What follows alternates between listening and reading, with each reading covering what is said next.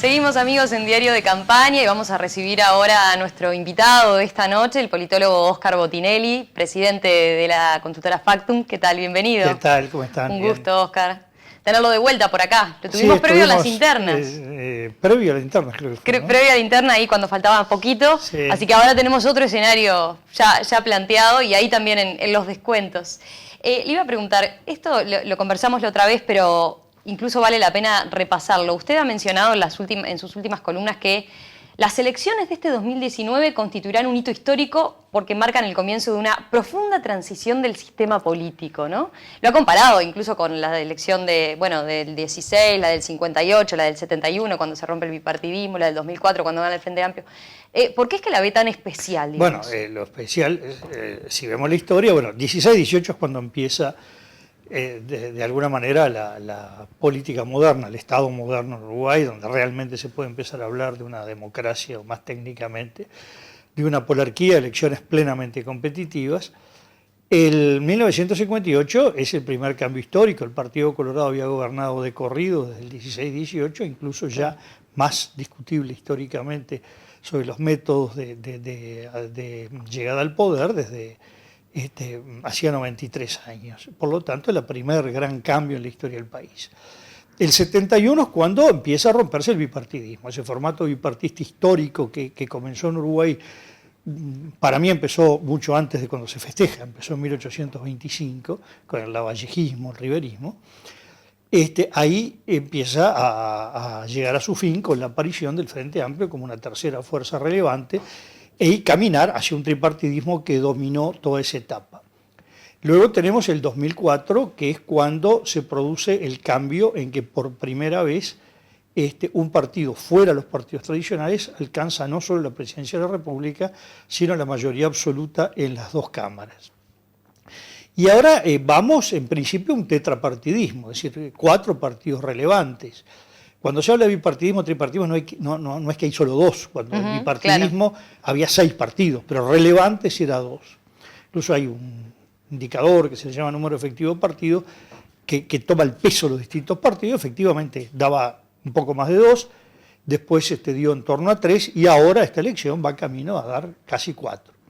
Este es un cambio muy grande en el país. No es lo mismo un sistema bipartidista que tripartidista y no es lo mismo un sistema tripartidista, más allá que este tripartidismo no va a romper lo que podemos llamar una especie de bibloquismo. Todo indica que hay un bloque de varios partidos, donde los 3 relevantes van a ser el Partido Nacional, el Partido Colorado y el Partido Cabildo Abierto, y del otro lado el Frente Amplio. Es decir, que hay en principio 2 bloques, pero que se va a enfrentar en el balotaje de alguna manera uno de cada bloque.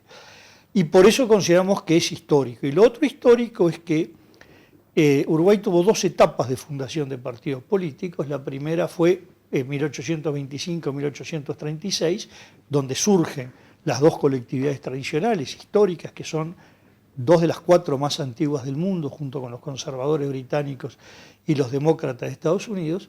Luego un segundo proceso de fundación de partidos entre 1905 y 1910. Ahí nace la Unión Cívica del Uruguay, que más adelante será Partido Demócrata Cristiano, el Partido Socialista, que luego deviene en Partido Comunista y se fractura y se forma un nuevo Partido Socialista. Pero en 1971 el Frente Amplio no es un nuevo partido desde el punto de vista originario, sino que es un partido que se constituye, primero es una coalición, después se transforma en partido político, a partir de los 3 partidos que se originan entre 1905 y 1910 y escisiones del Partido Colorado y del Partido Nacional. Claro. Si vemos los últimos tiempos, el Nuevo Espacio fue una escisión del Frente Amplio, Unidad Popular una escisión del Frente Amplio, Partido Independiente una escisión del Nuevo Espacio que fue escisión del Frente Amplio, es decir, y hemos tenido en algunos momentos escisiones del Partido Nacional, del Partido Colorado.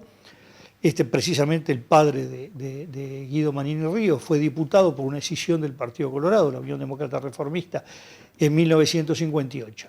En cambio ahora el Partido Cabildo Abierto, como el Partido Ecologista Radical Intransigente, que está ahí, pegó en el palo la elección pasada, ahora va a ver si convierte y entra al Parlamento. Son 2 partidos que, independientemente que los votantes obviamente votaron antes, porque la única forma que no hayan votado antes es que el electorado sea todo de 18 a 22 años, no es una escisión de ningún partido político, no había ninguna agrupación, ninguna formación de la cual sale esta gente para formar un partido político, sino que es un nuevo conglomerado de gente, alguna con alguna actuación política, alguno incluso, pero ya formado el partido que fue legislador, pero ni el líder ni los principales dirigentes tienen una trayectoria activa en partidos políticos, ¿no? Y eso también es el otro Y este componente es otro importante que acontecimiento histórico importante. histórico. Es decir, como que en Uruguay se fundan partidos políticos nuevos con relevancia cada siglo, ¿no? Claro. Le iba a plantear, usted señalaba otro aspecto importante, es el desafío, decía, que tiene esta elección 2019, o que va a dejar, sobre todo, cómo va a quedar el escenario político después, ¿no? En lo que no estamos pensando quizás, pero conviene, ¿no?, hacer esta mirada más a largo plazo, por la fragmentación política, ¿no?, que es un fenómeno que se está dando en otras partes del mundo. Y quería preguntarle por eso, ¿en qué medida lo ve como un desafío y qué consecuencias puede tener? ¿Qué es lo que se ha observado ya cuando se habla de fragmentación en los parlamentos, ¿no?, a nivel de lo que está pasando en Europa, por ejemplo, en varios países? Bueno, ahí depende el sustento que tenga el sistema de partidos, ¿eh? No es lo mismo una fragmentación con partidos de poca historia, más allá de trayectorias anteriores. Italia no tiene ningún partido político que existiera en 1993. ¿Mm?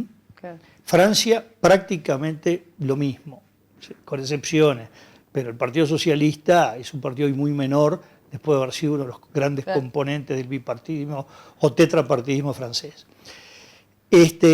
Alemania, en cambio, tiene todavía como eje tres partidos que vienen desde la fundación de la República Federal Alemana a fines de los 40, más partidos nuevos. Y Uruguay, de alguna manera, tiene un anclaje entre partidos bicentenarios, un partido como el Frente Amplio, que está por el medio siglo, y un partido nuevo. Entonces, estos anclajes hacen que los movimientos no sean de cualquiera con cualquiera.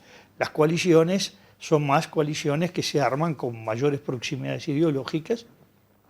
No es un régimen parlamentario puro, por lo tanto el formar coalición no pone en riesgo quién va a gobernar. La presidencia por lo menos se define el 24 de noviembre, pero sí cómo se compone una mayoría. En Uruguay no es un régimen parlamentario, pero tampoco es un régimen presidencial puro. Claro. En Uruguay el presidente de la República requiere mayoría parlamentaria, cosa que a veces los candidatos no lo tienen tan claro, ¿no? Y piensan que acá se puede gobernar como Argentina o Chile. Acá, si un presidente forma todo el gabinete con gente de su entorno, se va a encontrar con serios problemas para gobernar, muy serios. Y además, donde se le forma una mayoría parlamentaria hostil, no resiste el Consejo de Ministros, que puede caer, porque aquí tenemos censura parlamentaria. Entonces, el tema es la capacidad de articulación de acuerdos, y que es muy riesgoso si alguien se juega a decir: yo voy a hacer acuerdos puntuales para aprobar leyes, yo voy a gobernar por mí mismo. Eso es un desgaste importante, ¿no? Es un desgaste importante, pero además, ¿cómo nombra los entes autónomos, las empresas del Estado, los servicios centralizados, los órganos rectores de la educación, de la seguridad social, cuando requiere como mínimo mayoría en la Cámara de Senadores? Decir, no, pues esto lo hago con un reparto de cargos. Bueno, hay que ver hasta dónde todo el mundo está dispuesto solamente por cargos a hacer un entendimiento. Es decir, aquí se requiere una gran habilidad negociadora de parte de todos, se requiere el buscar muy amplios consensos. En ese aspecto la oposición tiene una ventaja. Todavía no ha logrado... A ver, ¿cómo lo veía llevado ahora, más allá de lo teórico que puede implicar, cómo veía el escenario hoy en día, ¿no? Teniendo en cuenta las declaraciones incluso de los últimos días, donde cada uno ya próximo a la fecha y esa instancia donde se van a sentar en esa mesa de negociación en la oposición, bueno, también está haciendo su juego, ¿no? Haciendo pesar el peso que va a tener, o viendo a ver también cómo quedan los otros actores, ¿no? Claro, hay un tema que es esto. En 1999, el Partido Colorado y el Partido Nacional hicieron, en la segunda semana después de octubre, un acuerdo explícito de coalición. Es decir, se pusieron de acuerdo en una serie de puntos, firmaron un documento, se hizo solemnemente la firma en la Casa del Partido Nacional, ahí en la Plaza Constitución, y salió el Partido Nacional a trabajar con Luis Alberto Lacalle a la cabeza, a recorrer el país a pedir el voto por la fórmula Jorge Valle, Luis Hierro López, que en aquel momento que los blancos votaron Colorado era un desafío nunca visto en la historia del Uruguay. Bueno, no es lo mismo que hacia el 24 de noviembre la calle Pou vaya al balotaje, respaldado en un acuerdo más grande o más chico, con el Partido Colorado, con Cabildo Abierto, con el Partido Independiente, con todos, con algunos, si es con todos, mucho más sólido, si es con algunos, un poco menos sólido, o que vaya sin ningún tipo de acuerdo. Y yo, bueno, después vamos a conversar, hay una buena voluntad. Bueno, ahí está planteando una duda. El otro está dando una absoluta, sobre todo si entran todos, una absoluta certeza, ¿no? Y cuáles van a ser las grandes líneas de acuerdo. E incluso la gente a veces interpreta mal. Es bueno saber cómo piensan constituir el gabinete. Ya van al reparto de cargos. Hay que pensar lo siguiente, ¿les parece que es lo mismo que el ministro de Defensa si alguien vinculado a Sanguinetti o a Manini Ríos? O a la calle Pou. Es decir, no es reparto de cargos solamente, es distribución de áreas de gobierno donde cada uno va a ejercer una influencia particular más allá del acuerdo. Un ministro de Ganadería puede ir al ministerio con una línea, un acuerdo de cuáles son las grandes líneas.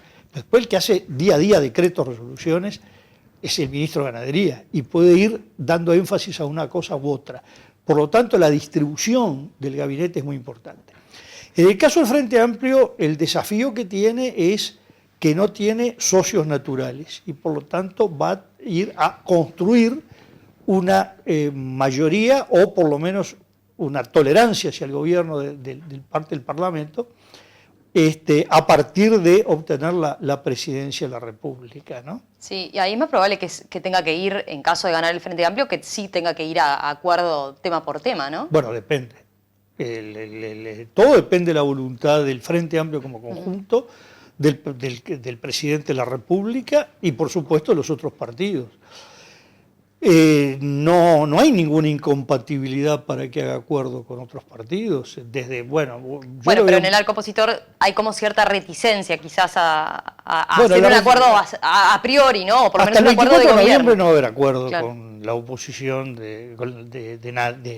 ninguno va a acordar con el Frente Amplio.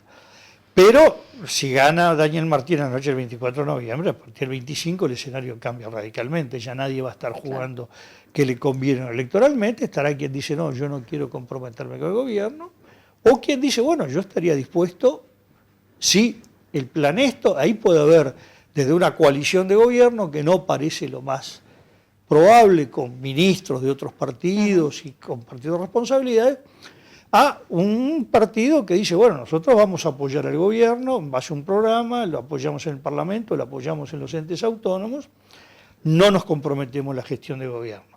Y lo otro, bueno, es el jugar voy a ver si hago acuerdos puntuales, ¿no? Le iba a preguntar, usted hacía, cuando mencionaba lo de la coalición de gobierno en caso de un escenario con una presidencia de oposición, planteaba la importancia que tiene el tema de los cargos, ¿no? Pero estoy pensando, últimamente Talvi, por ejemplo, viene poniendo mucho énfasis en lo programático, ¿no? En cuánto va a hacer pesar su proyecto, en todo caso, que no ha señalado que no va a entregar un cheque en blanco, digamos así, ¿no? También midiendo lo que puede ser también el peso que va a tener en esa coalición Manini Ríos, concretamente, ¿no?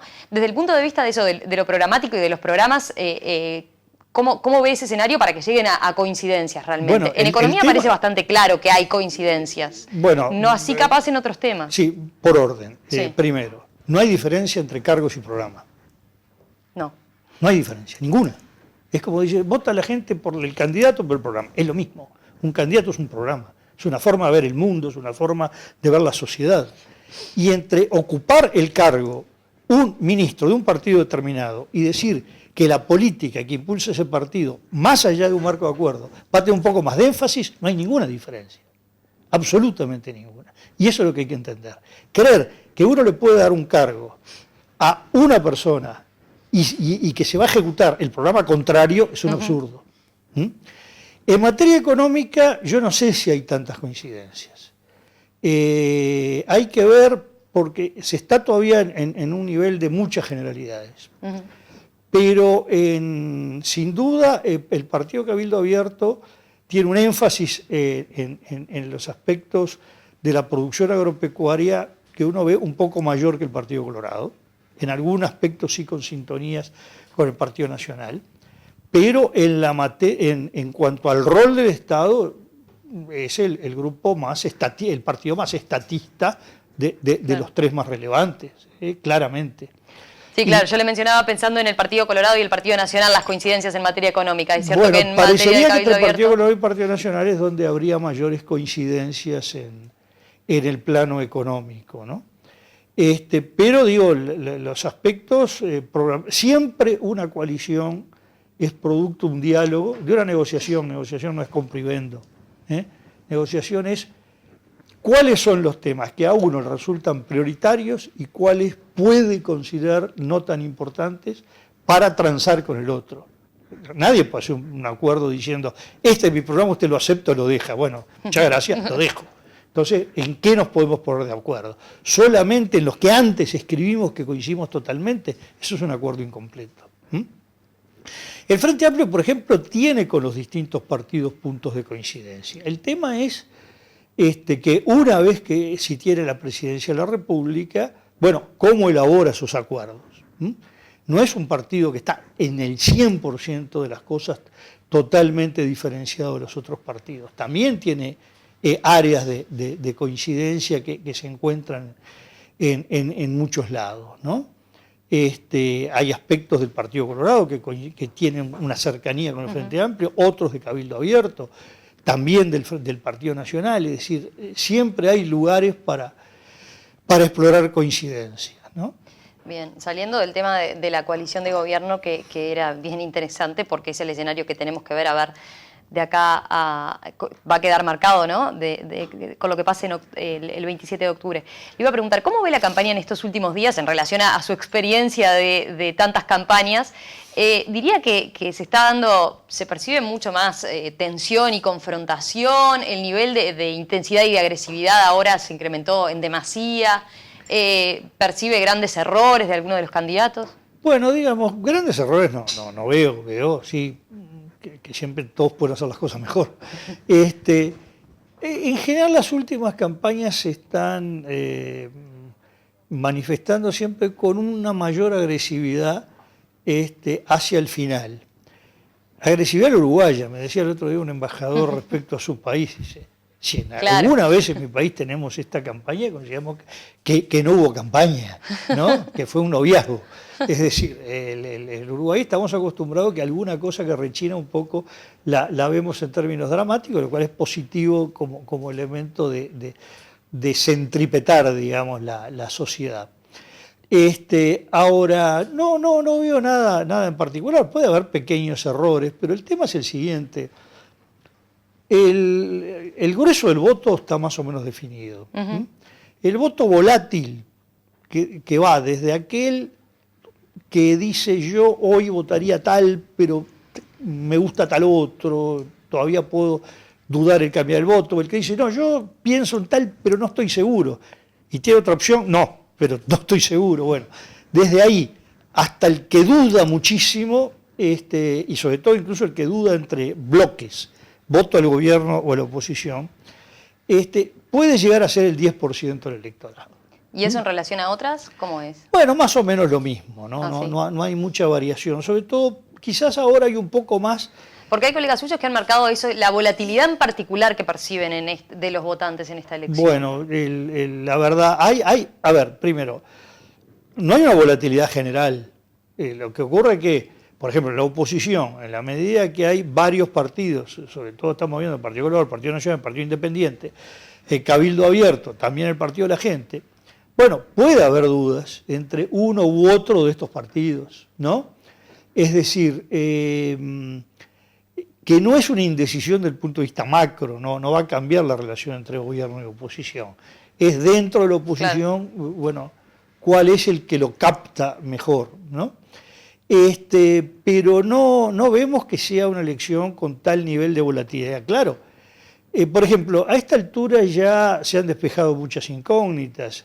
Nosotros hace 2 meses teníamos la duda si no iba a haber una disputa por la ida al balotaje, cuando se dio la caída del Partido Nacional y el fuerte crecimiento del Partido Colorado, que dejaba una duda. Bueno, ¿esto qué ocurre? Claro. Este va a seguir subiendo, este bajando, en un momento se tocan, se cruzan. Bueno, eso está despejado claramente. Hoy el ranking, primero Frente Amplio, segundo Partido Nacional, está fuera de discusión. Podría darse ahí la baja del Partido Colorado, la suba del Cabildo Abierto. Bueno, la semana que viene sabremos con la última encuesta si hay alguna aproximación entre los dos, algún riesgo de cambio de competencia entre ellos, y obviamente lo sabemos del todo el 27 de octubre de noche. Pero y después sí, hay una gran incógnita en esta elección, que hay una cantidad bastante grande de partidos chicos, que algunos de ellos obviamente están en el Parlamento, y la duda es cuántas bancas sacan o si logran retener la banca de senadores o no, como el Partido Independiente.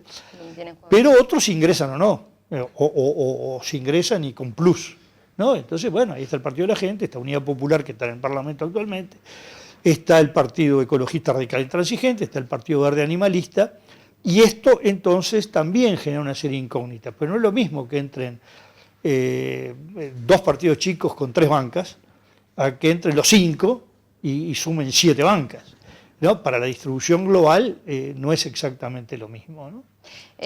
Para que los televidentes lo tengan presente, la última encuesta de Factum señaló al Frente Amplio le dio una intención de voto de 38%, al Partido Nacional 27%, al Partido Colorado 16%, Cabildo Abierto con 10%, y después un conjunto de partidos que están entre, 2 y 1, ahí está el Partido de la Gente, Partido Independiente con 2, Partido de la Gente con 2, Unidad Popular con 1, el PERI marca 2.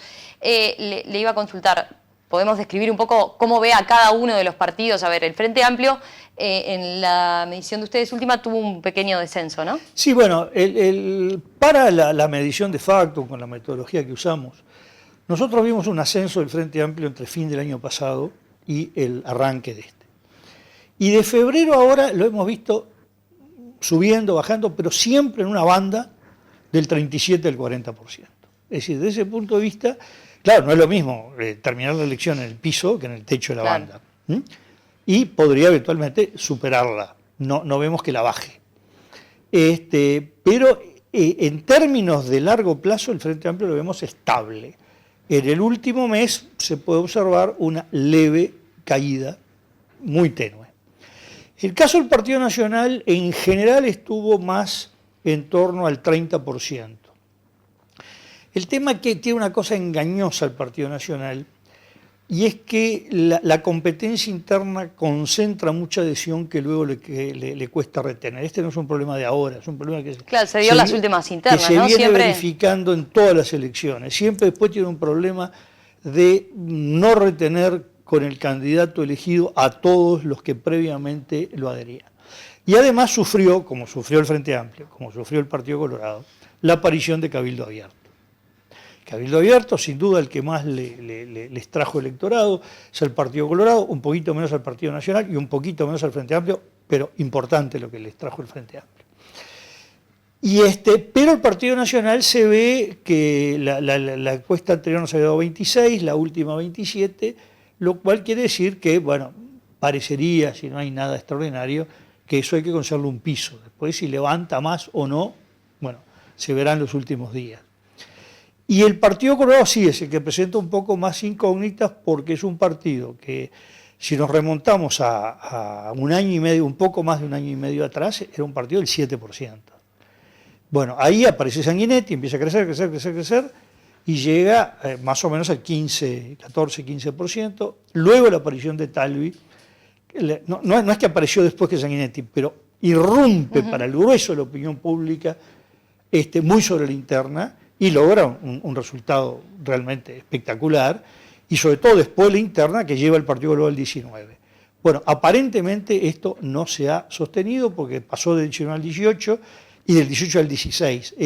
La línea indica que hay una caída, que no es solamente un movimiento de encuestas. Y ahí, esa caída, ¿usted a qué la atribuye más bien? A lo que se señala de, le está robando mucho Cabildo Abierto por el ala más derecha, o a que en un primer momento, luego de la interna, Talvi había mostrado su perfil más de centroizquierda, digamos, y había buscado captar y había logrado captar muchos disconformes con el Frente Amplio, por ejemplo.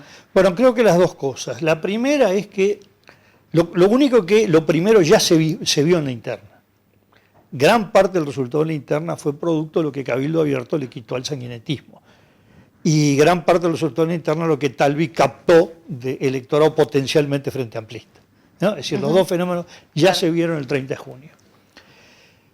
Lo que da la impresión que en lo último, aparte de sí hay una erosión que genera Cabildo Abierto, es que un Talvi que apareció que entusiasmó a los sectores jóvenes, más bien de clase media alta, muy próximos a una mentalidad entre vallista y frente amplista, luego empieza a perder ahí, con un discurso que corresponde más, yo diría, al discurso más histórico de Talvi, aunque estoy hablando ya no del Talvi político, estoy hablando de un Talvi técnico, de un Talvi académico, pero que su discurso era más hacia un liberalismo económico, incluso se define de liberalismo progresista, que a esta cosa más entre vallista, socialdemócrata, que es la que la gente le atribuyó, no importa cómo fue el discurso de él, ¿no? Que la gente le atribuyó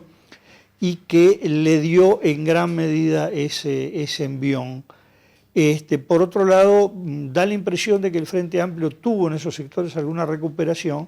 Eso le iba a preguntar, ¿el Frente Amplio está captando los desencantados que en su momento... Bueno, algo ha captado. El tema es este, hay que tener cuidado cuando un partido... si vamos a voto, que es más fácil de estudiar que encuestas.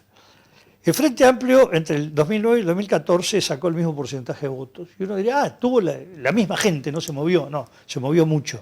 Porque el Frente Amplio siguió perdiendo en los niveles medio altos, en la clase media alta, que venía perdiendo desde el 2004, y fue ganando en el sector más bajo de todos. Es decir, tuvo una rotación de electorado.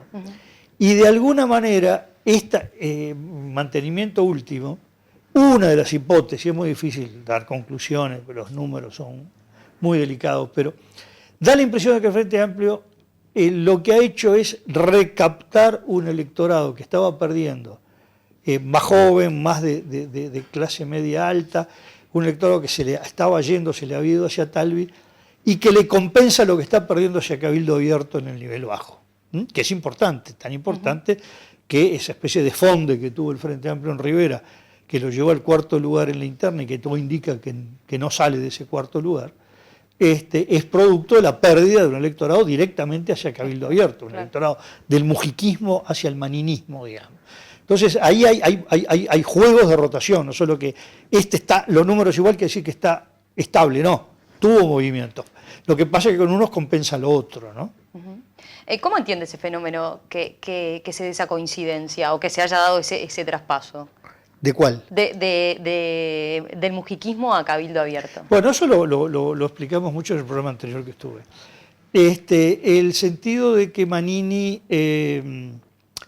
a ver, el sector más bajo, un sector que en un lenguaje... pero ahora también Manini ha endurecido un poco su discurso, ¿no? Sí, pero hay que tener cuidado, mucho cuidado, en manejar las cosas, como se dice, univariadamente. Es decir, con una sola variable que es... yo uso esta, no, hay muchas. Una derecha-izquierda, donde Manini se ha endurecido y es un hombre claramente derecha. Otro que también tiene distancia con el Frente Amplio, que se llama conservador-liberal. Manini es un hombre conservador, religioso, de un catolicismo muy conservador, opuesto al liberalismo de valores o cultural que expresa el Frente Amplio, con una posición bastante dura en cuanto a la laicidad del Estado.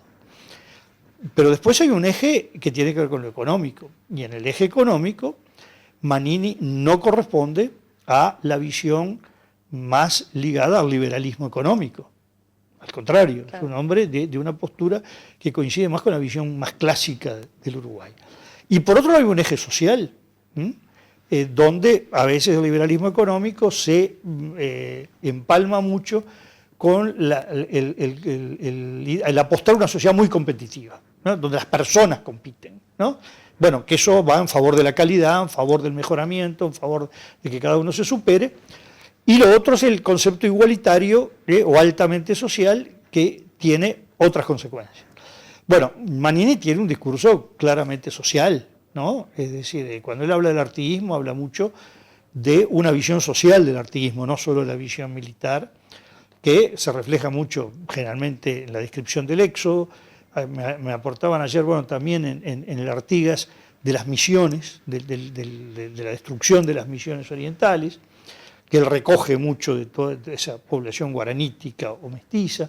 Es decir, ahí hay puntos de coincidencia en la visión social, un Manini que además llevó adelante esa acción social a través de la Dirección de Sanidad Militar.